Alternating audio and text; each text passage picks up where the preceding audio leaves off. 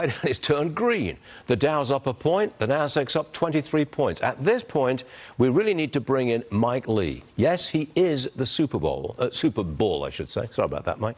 I know you're super bullish on Nvidia's report tomorrow. You think they're going to beat every which way. Am I right? Yes, Stuart. It is the Super Bowl of earnings. We get it once a quarter, though. But yeah, I'm very bullish on their earnings because we've heard it from Amazon, from Facebook, from Google, from Microsoft, that they're spending way more money on capital investment for artificial intelligence. And what's going on in the AI universe is all the major companies are using the clouds of these various companies to do their generative AI projects. At some point, they're going to set up their own data centers.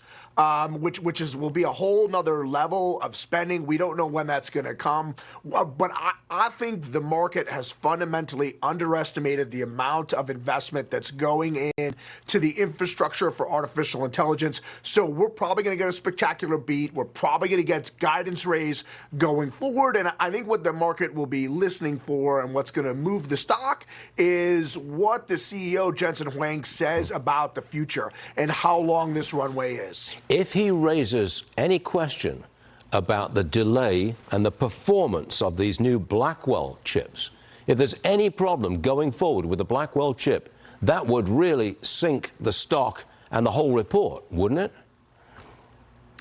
You know, I'm not so sure. I think the bearish argument around AI is that this is a fad, that the end user is not seeing a high return on investment for spending all this money. And so if he gives sentiments that the runway for this is multi-years in front of us, to where they're going to be selling every single possible chip they can make, whether it's delayed a quarter or not, or it performs slightly slower, I think that's the big message here. And what's really interesting about this quarter is this stock sold off, pretty hard a couple times since reporting their last report, that it's under-owned by a lot of hedge funds and mutual funds. And if they were to give us gangbuster numbers, if they were to raise guidance and tell us this runway is very long, you're going to have a game of catch-up, allowing the stock to explode to the upside.